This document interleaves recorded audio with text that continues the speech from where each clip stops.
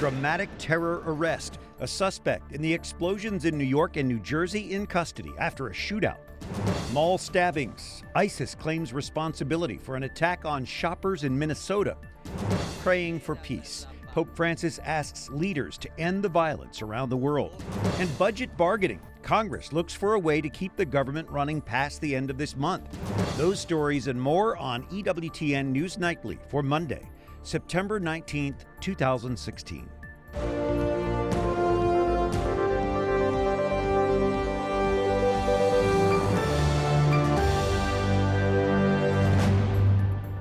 Police capture a terror suspect after a shootout in New Jersey. He is believed to be directly connected with a series of weekend attacks. Good evening, I'm Brian Patrick. We have team coverage of the terror investigation and political fallout. First, today's arrest. Ahmad Khan Rahami is put into an ambulance after a shootout in Linden, New Jersey. Police found him sleeping in the hallway of a bar. They say he shot at officers. He hit one in a bulletproof vest. Another was hit by shrapnel. A letter carrier nearby had to run for cover. Then I started seeing all the police cars, undercovers, all flying around, and that's when I ducked back into the body shop. I must have heard maybe 15 or 20 shots. The FBI says Rahami is directly linked to suspicious devices found at least 3 different locations. Wyatt Goolsby is here with a report on the investigation. Wyatt? Brian, New York Governor Andrew Cuomo says investigators have no reason to believe that there are further threats, but the public should be on constant guard. That as the FBI looks into that connection between different bombings in New York and New Jersey. A bomb squad near a New Jersey train station detonating one of several suspicious devices early this morning while trying to disarm it with a robot. No mayor wants to work up and find out this news. Never mind last night when I was out here for a few hours. The New Jersey bombs were found about 40 minutes from where a blast in Manhattan's Chelsea neighborhood injured dozens on Saturday night. Hey, everybody get off of this street! This cell phone video shows several injured people looking for help in the aftermath. A total of 29 people were injured. Blocks away, authorities found an intact pressure cooker similar to the device in New Jersey. Investigators say they were able to identify Ahmad Khan Rahami through a fingerprint found on a cell phone connected to the device. New York's mayor says police and the FBI are working together to figure out everything they can. I think people should have confidence that we're very well protected. But there will be moments like this. There will be moments when someone tries something. Thank God there were no fatalities the other night. Earlier on Saturday, one of 3 pipe bombs wired together detonated in Seaside Park, New Jersey. No one was injured, but investigators believe the blast was meant to disrupt a Marine Corps charity run. Investigators now think that Rahami is connected to all 3 incidents. Investigators say they found no evidence so far that Rahami is part of a broader terrorist cell. Police also say no other suspects are being sought at this time. The 28-year-old is a naturalized U.S. citizen from Afghanistan who has family in New Jersey. Brian? Thank you, Wyatt. And investigators blame a Somali man for an attack at a Minnesota mall. The FBI calls it a potential act of terrorism. The suspect's father says 22-year-old Dahir Adan grew up in Somalia but lived in the U.S. for 15 years. An off-duty officer shot and killed him after he stabbed 9 people at the Crossroads Mall in St. Cloud, Minnesota, Saturday night. I believe there was divine intervention. I think he was the person that needed to be there to prevent it from being worse than it was. Investigators say the suspect referred to Allah, asking at least one person if they were Muslim before the attack. ISIS claims responsibility. President Obama, Hillary Clinton, and Donald Trump all weigh in on these attacks. Our chief White House correspondent and political director Lauren Ashburn reports. Lauren? Brian, those vying for top office and the commander-in-chief all weighed in on thanking first responders before turning to politics. President Obama had a warning for both the press and ISIS. President Obama took time out of his UN General Assembly meetings in New York City to address the nation. I would ask that the press try to refrain from getting out ahead of the investigation. It does not help if false reports or incomplete information is out there. And he warned the Fourth Estate to avoid scoops. At a rally in Philadelphia, Democratic presidential nominee Hillary Clinton thanked first responders before advocating for herself for president. And a sobering reminder that we need steady leadership in a dangerous world. The president arrived in New York last night to attend a Democratic fundraiser. His critics spent the weekend wondering why the president hadn't addressed the attacks. Donald Trump weighed in on Sunday before a Colorado Springs event. Boy, we are living in a time. We better get very tough, folks. We better get very, very tough. Just happened. So we'll find out, but it's a terrible thing that's going on in our world and in our country. And we are going to get tough and smart and vigilant. Both Republicans and Democrats are taking aim at President Obama for his efforts to close Guantanamo Bay detention base. A new report by the Office of the Director of National Intelligence shows 9 of 161 inmates released since January 2009 have returned to supporting terror groups. An additional 11 are suspected of having gone back to terrorist activity, and the report notes the Defense Intelligence Agency puts that number at 15.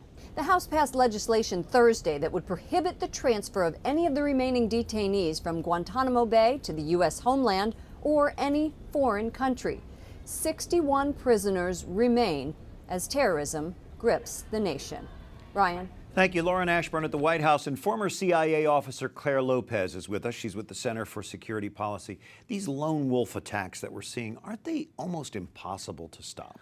Well, I would suggest, Brian, that the term lone wolf is inaccurate to begin with, because anytime you have a Muslim terrorist, a jihadi, that person is part of a network, family, mosque, imam. If not a broader named terrorist group. They are part of a community. They are supported by that community. They see themselves as part of the international ummah, if you will. So they're not acting alone? They're not acting alone at all. They are part of an ideology of Islamic supremacism that demands, according to Islamic doctrine, jihad to impose Sharia. We've seen this violence in San Bernardino, Orlando, now in New York, New Jersey. Is this becoming our new norm?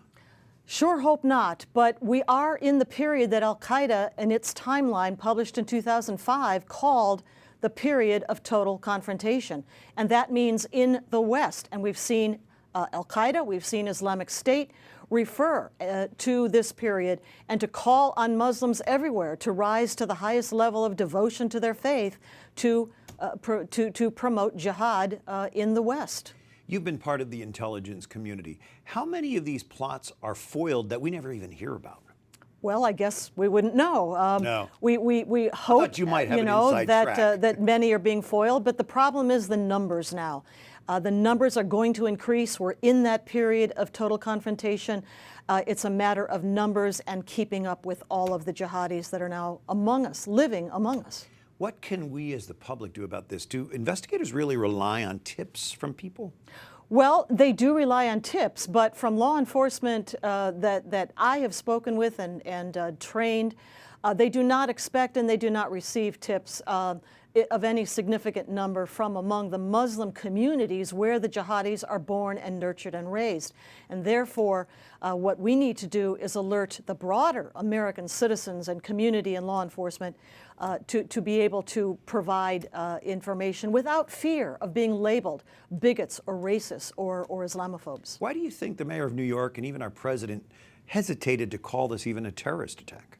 Well, to say terrorist would be to refer to the only group that currently is executing the majority of terrorist attacks in the world today, and that would be the Islamic Jihad terrorists, and they certainly don't want to go there, I guess. But the other reason has to do with the formal designation of a terrorist group. Unless they can connect somebody, or until they can connect somebody to a group on the foreign terrorist organization list, I think they're hesitant to say that. Certain amount of prudence there as well. Former CIA officer Claire Lopez, thanks for being with us. We appreciate it. Other stories our EWTN News Nightly team is covering in today's world. North Carolina may repeal its privacy law, which prompted boycotts of the state. State lawmakers passed the bathroom bill to block a Charlotte ordinance which didn't protect privacy. Now the governor and other Republican leaders say they'll consider rescinding the state law if Charlotte repeals its ordinance. Congress scrambles to keep the federal government open without a budget deal. It runs out of funding by the end of the month. Part of this controversy surrounds Planned Parenthood. Jason Calvi has the story from the Capitol tonight. Jason? Brian, top Senate leaders said they hope to have a compromise today with a procedural vote tonight. That's now been postponed. Top aides say the weekend negotiations didn't reach the needed compromise.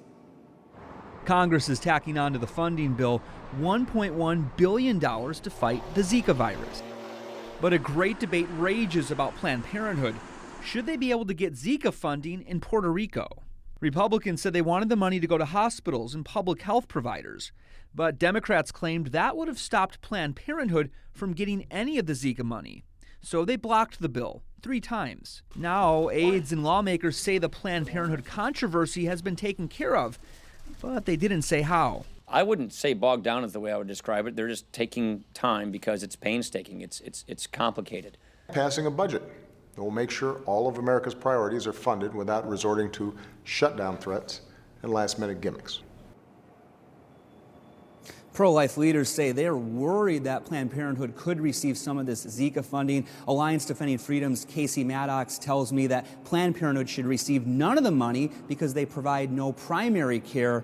Now, Brian, once the overall funding bill with the Zika add-ons passes Congress, they'll adjourn and not return, Brian, until after the election. Jason Calvi at the Capitol, thank you. Shia Kabas is the director of the Fiscal Policy at Bipartisan Policy Center. This budget battle seems to just go on and on. Are you concerned about a government shutdown here, Shai? So in the few years that I've worked in D.C., I've learned to never rule out the Congress not meeting the deadline that it's supposed to. But I think in this case, it seems like there is likelihood that Congress is going to reach an agreement because both sides, Democrats and Republicans, want to get their members home for the recess and focus on the upcoming presidential elections. But the budget deficit, the limit on the budget actually expires in March. There's going to be a new president. How does that play into that? Yeah, so the debt limit is an issue that's separate from the funding of the federal government. That is what they're discussing right now. The debt limit will come up again in March, which is when the suspension that they passed a few years ago expires, and the debt limit is reinstated, meaning that the amount that the federal government is allowed to borrow is limited. And that's going to be in March. And so once they reach that point, Congress is going to have to reach an agreement whereby that limit can be increased or suspended again sometime in the middle of next year, because otherwise the federal government won't be able to continue borrowing so that it can continue to spend on the federal priorities that it needs to. It'd be nice if individual people could raise their debt limits when they wanted to. I'm not so sure about that, but I wonder in politics, does the Democratic or Republican Party benefit from these debt limit battles, or either or?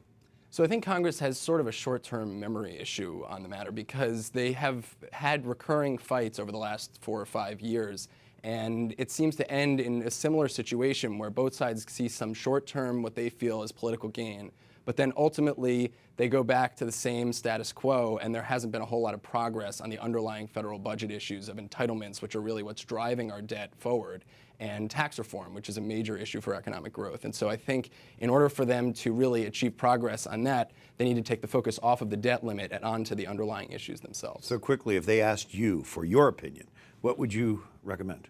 So I would recommend that they reach an agreement on entitlement programs and get the spending under control, because that is projected to grow significantly in the coming years, and also find a way to reform the tax code so that we can lower tax rates and also increase economic growth. Shia Kabas with the Bipartisan Policy Center. Thanks for joining us. Thanks for having me. Coming up, shaky ceasefire. A U.S. airstrike in Syria provokes international anger. And a controversial new way to combine DNA, taking the mother out of the equation.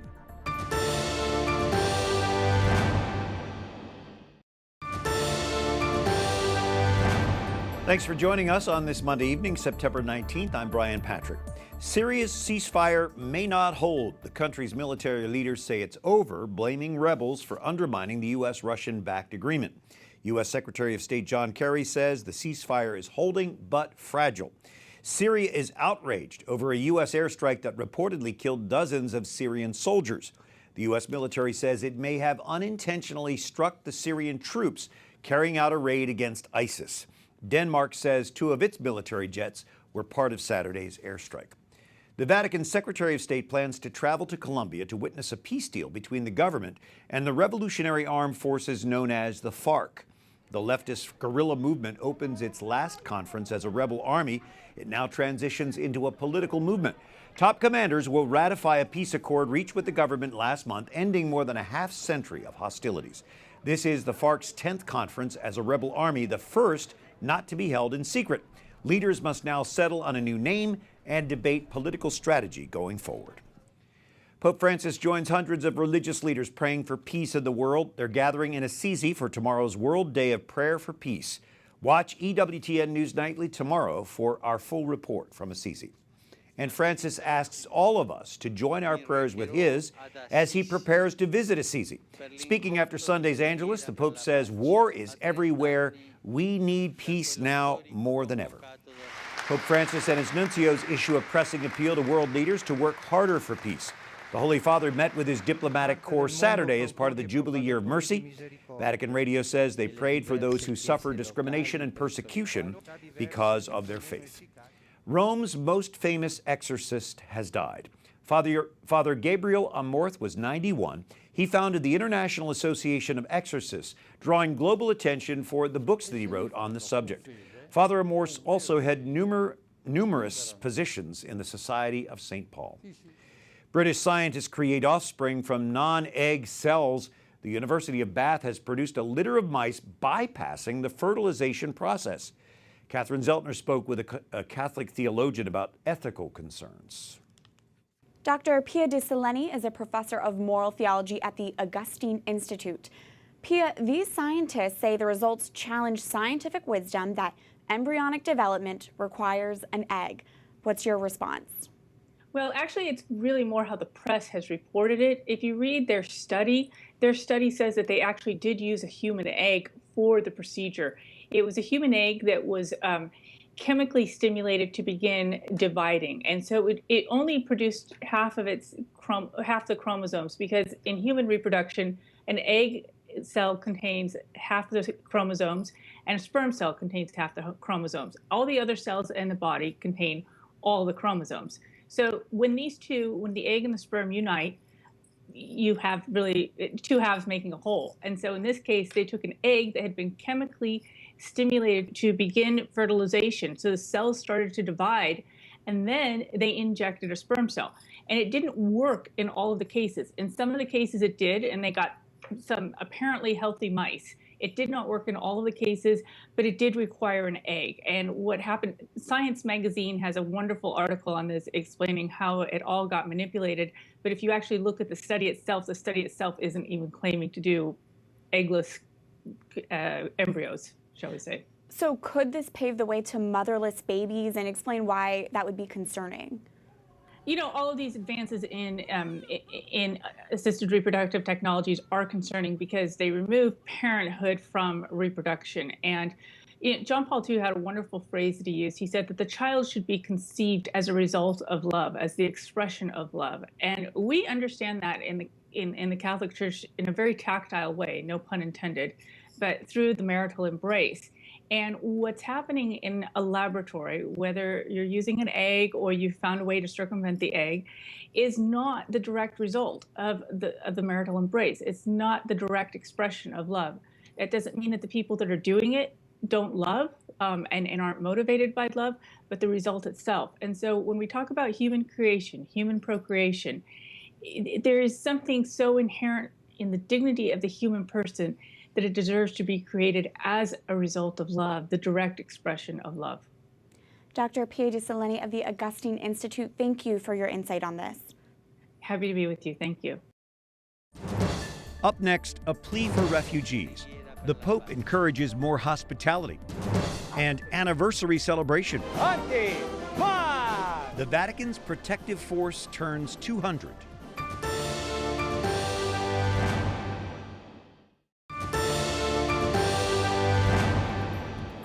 Don't envy the rich and powerful or conspire against your neighbor. Instead, nurture the light of faith in your lives. That was the message of Pope Francis in his homily at the Santa Marta Mass this morning. Thanks for joining us this Monday evening. I'm Brian Patrick. New York State settles with 4 companies, stopping them from using tracking technology on their websites for kids. The companies in the settlement include Viacom, Mattel, Hasbro, and Jumpstart Games. New York's Attorney General says they're still working to protect online privacy for adults. Dr. Marlene Morris-Towns is marketing professor at Georgetown University's McDonough School of Business. How common is this tracking technology? It is actually very common. This is what a lot of marketers use to gather information. It's a great source of marketing research, and it gives them more insight into consumers than they can get from having them walk through their store. How much information can they get? They actually get quite a bit. So aside from the basic information of what they've bought, how much they've spent, gathering their financial information, consumers also share their own information, so their demographic information, gender, marital status, household size, things like that. They also can look at their activity online, so they can see where they look, where they browse, where they click, at what point they leave, and if they leave their basket with merchandise still in there that hasn't been paid for. So they can really get quite a bit of behavioral information as well. Do you think most consumers are aware of this, and do they care? I think at this point, consumers have pretty much become aware that their information is being collected.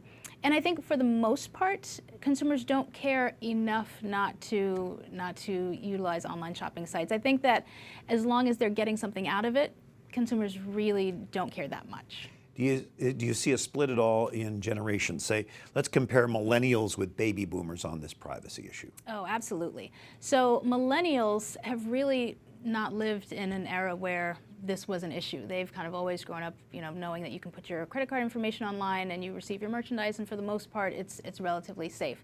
I think that older generations took a while to warm up to the idea of putting their credit card information online and trusting sites. The privacy issue was a much bigger deal. I think for younger consumers, especially when you think about apps for convenience and for gaming and things like that, it's really just an inevitable part of socializing and doing business. So these major companies have agreed not to track children. Do you see this as a developing trend where there will be curbing of this practice? Well, I think that children are always a protected class and always will be and should be. So I think that the information gleaned from adults should not in any form be collected from children. So I think that in that instance, yes, I think that will be enforced pretty strictly. But I really don't see any end to the data collection from adult shoppers who are willing to trade off their personal information for a great discount. How interesting. Dr. Marlene Morris-Towns, we appreciate you being with us. Thanks for having me. Thank you for your insight.